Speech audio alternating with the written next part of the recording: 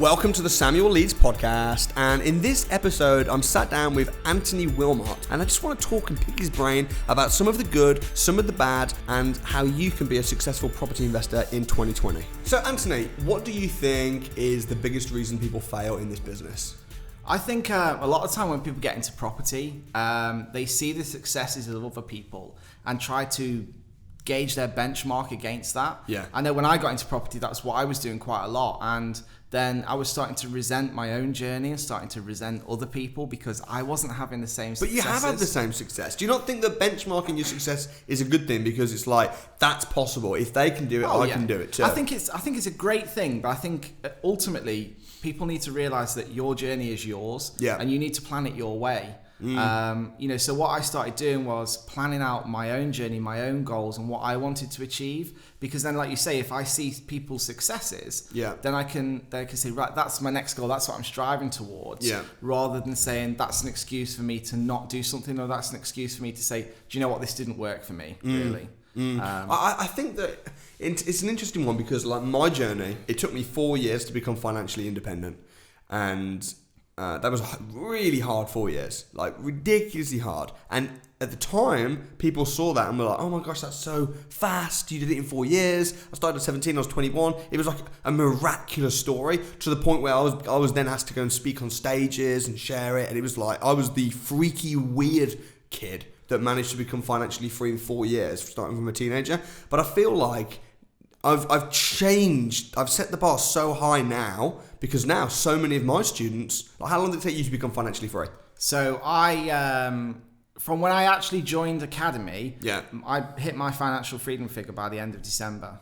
And what month did you join? November I joined the Academy. So joined the Academy in November, and I hit my financial freedom figure by the end of December. Right, which is ridiculous. Yeah. And you started that same year. Yeah, so I started, I came to the first crash course in May, so I'd already made the arrangements to start. I set my business up at that point, and then... But that's like 6 months. Yeah. So before you did the DFE in the summer, so that's when your advanced training started. So with it way less than a year. See, that's a lot faster than I did it. And there's people that have done it faster than that.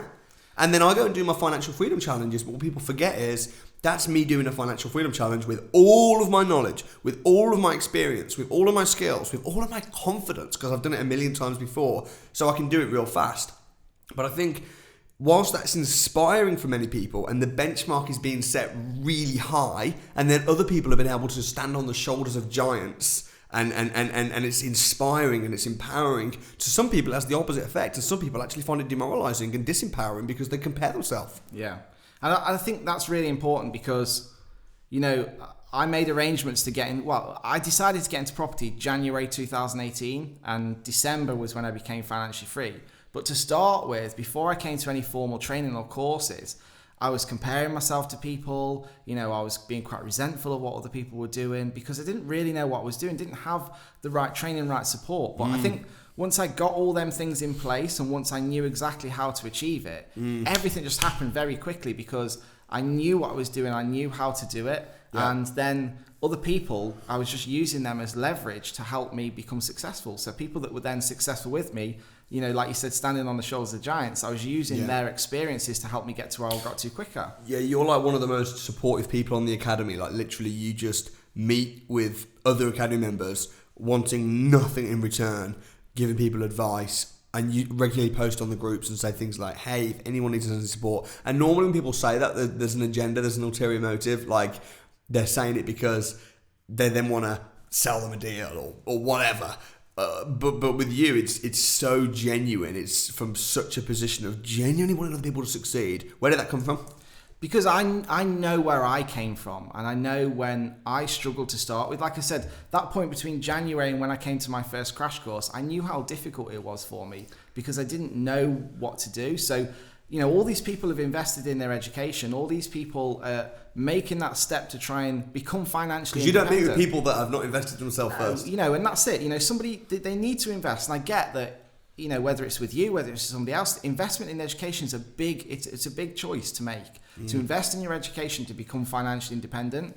So those people have already made the big leap for me. So I'll give them the time they need. And sometimes it's a case of, do you know what, you need a lot more training and you need to go this way, you need to go that way. So my goal in property is just to put great houses on the market. Yeah. Because I've lived in a crappy property, so I know what they're like. Yeah. So I want to put great houses on the market. So if everybody has the same skills that I have, there's 660,000 empty homes in the UK. There's not competition for me because there's plenty of people going out there and doing the same strategy and putting great properties on the market. Yeah. And ultimately, will just help the overall economy. And I think as well, when you've got, I know a big part of your strategy now is you buy properties that are really run down, that no one else wants to touch, and then you renovate them and then you refinance them. But like, a lot of people have got people say that landlords are greedy or they're competing with all the first time buyers, but actually the definition of entrepreneurship is finding a problem and fixing it, not competing with other people. It's finding what people aren't doing. James Caan says, follow the masses and do the opposite. And I think that's, yes, copy entrepreneurs for sure. Copy me for sure. But then ultimately, as you become more successful, once you've done your first few deals, you kind of want to find your own thing, find your own niche where people aren't necessarily doing it. Something where you can bring tremendous value and then just push that for all it's worth. What do you think? Yeah, I agree with that. And that's the thing. I mean, when I hear people say that, landlords are coming in and being greedy, I don't think that's true because, as a nation, we're becoming a nation of renters. So there's more people out there wanting to rent properties now than there are buy them. Yeah. So, and, there's entrepreneurs out there, property investors that do flips as strategies. So they are providing for first-time buyers because ultimately people can just walk into a new house then that somebody's refurbed. Yeah. And then there are people that are doing the buy, refurbish, refinance, rent strategy. These are the people that are providing for, where councils can't provide for houses. They're providing for people that just want to rent a nice house in an area because for them at the time where they're building their family or they're building their career, that's exactly the way they want to go. So, I think exactly that's why they're doing it. You've been speaking a lot recently and I've been coaching you a bit. Talk to me about that. So obviously myself and Ricky and some other academy members came onto some speaker training with you because we wanted to better ourselves. We wanted to be able to share the knowledge that we've got in the right way to help people take in that information and learn it. Why do you want to be a speaker? Because I want to inspire people the way that you and other speakers have inspired me. Because I've been to many seminars and sometimes you sit there and you're nodding off and you're going to sleep. But when somebody like yourself comes on with the right energy and the right movements, it allows me to take in information better. That's how I work. I take in information by listening and watching and doing people. What's this book? Have you got anything juicy in there? So this is just so I bought this journal recently because I want to keep because I found I'm getting so busy now with speaker training and coming to events a lot and then helping people that I wasn't managing my time very well. Yeah. So I looked to get a journal because I want to obviously put my career goals into perspective. I want to put plans for the day. So it's not just a case of, right, this is a to-do list of the day. Every day, it's got inspiring quotes in there. It also allows me to reflect on things that have happened in the day because I think it is important. Too many people go through the day and think, well, I didn't really achieve anything today or that was a rubbish day. So every day I take the time to reflect on what's happened. That's good. What successes have I had today? What could I improve on today? And that allows me then to just close that day down and then move on to the next one. Tell me about your experience the very first time I got you on stage at the crash course. So do you know what? The very first time I got on stage at the crash course, I was actually terrified. So I remember you saying to me, if you carry on the way you go and you keep being successful, and because I become financially free, you said, we've got the first ever crash course in London, 1,000 people, I'd like to invite you on stage. And I thought, this will be a breeze. I'll come and get on stage and tell people what I've done. And I got up there and stood and looked out to these crowd of people and my mouth went dry and I thought, I don't really know what to say. And I was very lucky that you're there because obviously you asked questions and you coached me through it. But had I have just had the opportunity to get up and just start talking to people, it really gave me that feeling of I respect what speakers do, because to be able to get up and present and to talk to people, that abundance of people not knowing how they're going to react and not knowing how they're going to perceive you as a person, it gave me a new respect for it. I think the reason that I wanted you to be a speaker as well is because you'd been there, done it, got the t-shirt, and I know that you did it really fast, but now you've been financially free for quite a long time now. You've been in property for how long? So I quit my job January 2019. Okay, so that was just over a year ago. Just over a year ago. yeah, came to DFE May 2018. Joined the So academy. it's coming up to a couple of years. Yeah, so that you first got started. Yeah. So you've been there, done it, got the t-shirt, got a bit of experience, and sometimes people act really almost smug. I've been in property 20 years, and it's like, yeah, but you suck. And you've got 3 buy-to-lets that don't make any money. And you say you've got 20 years experience, but really you have 1 year's experience photographed 20 times. So I'd rather learn from someone like Anthony that's got a nice portfolio that's very profitable with a diverse mix of rent-to-SAs, HMOs, BRRs. So that's the first thing. Second thing is the fact that your story's so powerful, because when you met me, you were in a very different place. Mm-hmm. Tell me about that. So one of the reasons why I wanted to get into property in the first place was because I was having a bit of a tough time. You followed the status quo plan. I followed the system, which the government want you to follow. Go out, get a good job, get good grades, work hard, buy a house, get married, have children. So this was the route I was going down. I was working hard. I wrote something about that. Listen to this. Because you followed this plan. You followed the government, the school education system, the banks. You followed their plan. And this is their plan. I'm going to go through each category of people, persons, thing, and describe their agenda. Government, they want to have complete control over you and everything. And they need you poor and dependent to do this. The super rich, they want financial literacy to save for themselves so they can have all the money. Banks, they want all the money, all your money, so that they can invest it themselves. Education system, they're not allowed to teach anything that's not in the government appointed curriculum. The media, they sell bad news stories to get more views, but ultimately controlled by the government. The general public are mostly slaves to the system, but looking forward to retirement age 65.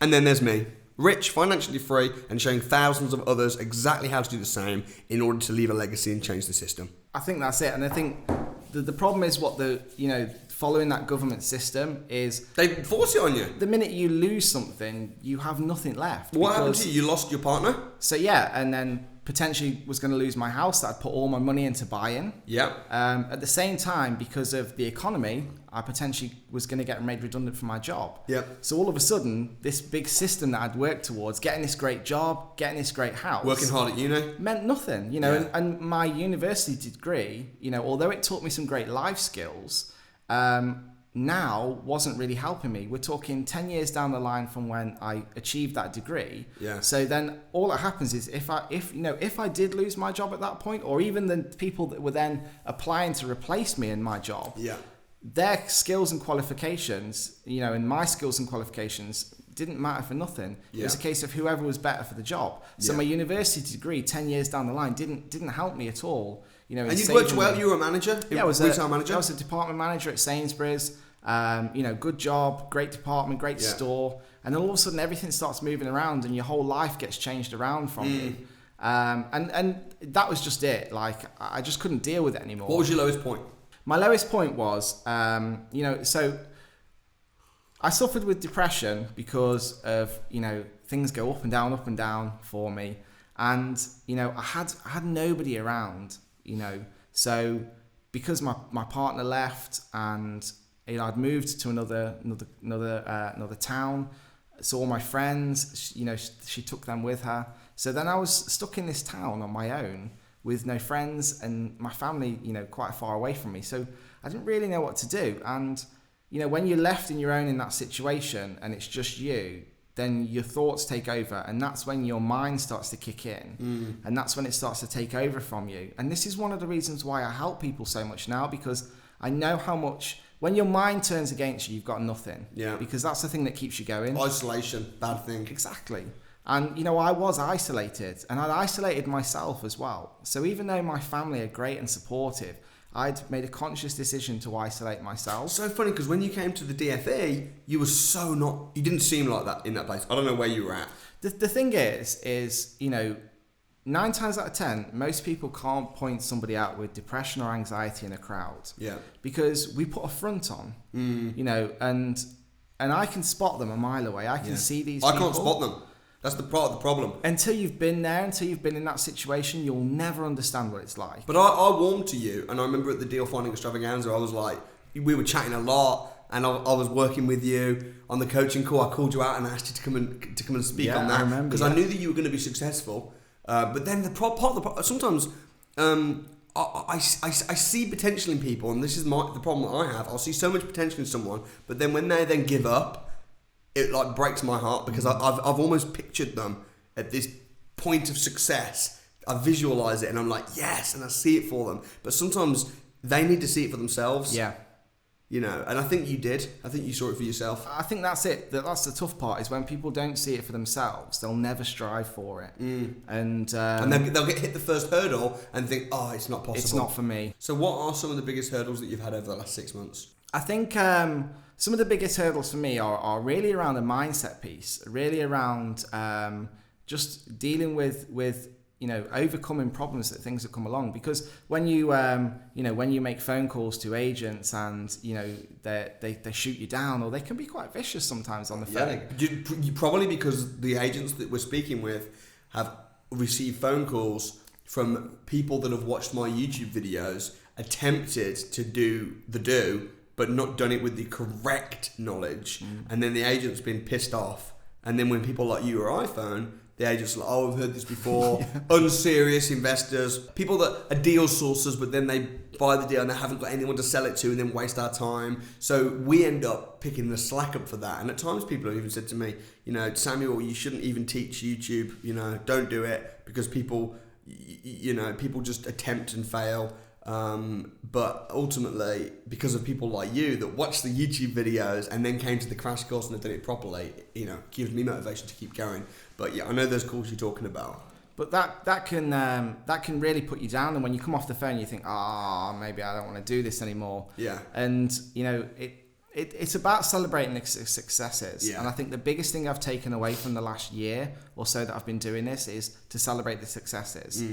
So every week I must reflect on what's happened and celebrate the little successes, because you can be too hard on yourself. I mean, when we started speaker training, both Ricky and I, every time we come off the stage, so hard on ourselves. But then you can it can be the reverse, because if you've got to go back on the stage, then you're not putting your best foot forward, and actually you're disservicing the people that are in the room. Yeah. And that's not fair on them people then, because they've come to see the best that they can get. Yeah, I totally agree. I think that you want to be the best you can be, but you don't want to be so hard on yourself you beat yourself up. Yeah. But I think you've been great with the speaking. I mean, honestly, I remember when you first did your first 15-minute piece on stage on your own, completely on your own. Do you remember that? Yes. What happened? So I'd planned it out, and again, like I said, when you get up on the stage there, it kind of takes over, and you feel like you can't make any moves. But really, there's things that the people just want to take the information in.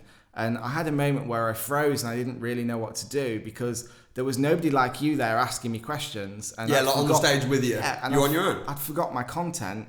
But it just took me a second to think, actually, I've delivered so much content to them already that let's give them a second to take in the information that they've learned, which gave me that breathing time to review what I was doing and to come back quite strong. That was only like 4 months ago. Yeah. How you've come on. I got some great feedback from that, from the people that took in the information as well. So it just goes to prove how hard you can be on yourself. And actually, they've took the information in really well.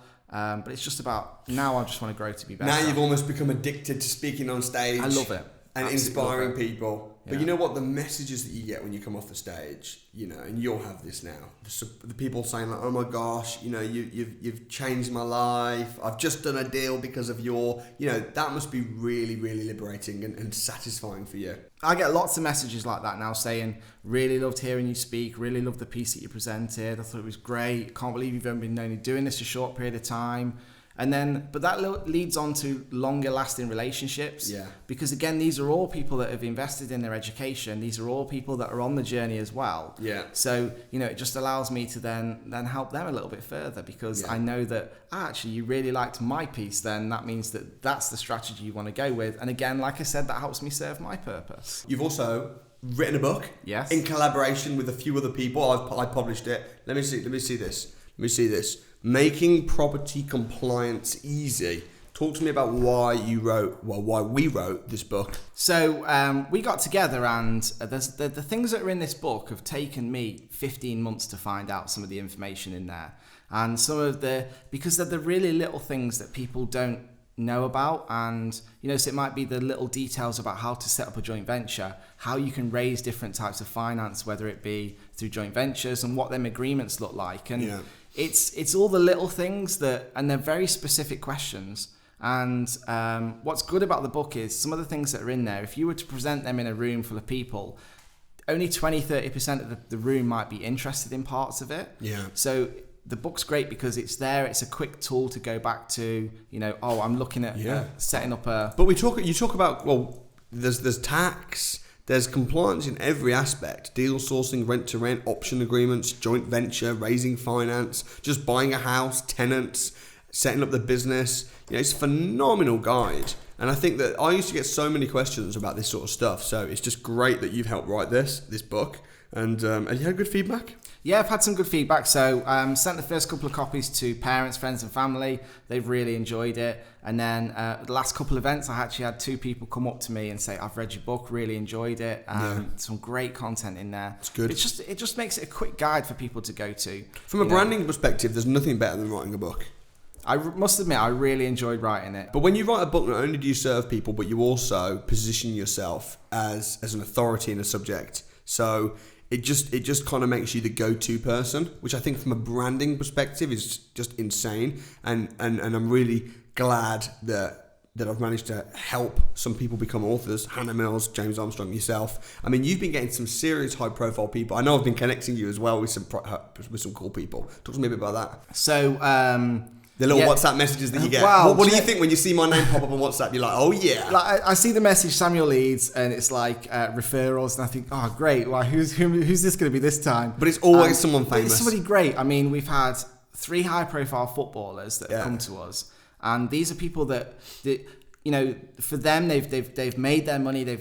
And now they're trying to be clever with it. They're trying to invest for their future. And again, I really respect that because it's like, look, we haven't got time. We're still busy with their work, to invest in education. But we want to find somebody that is the go-to person on a specific strategy to help us find the right properties to invest because we want to make our money go further.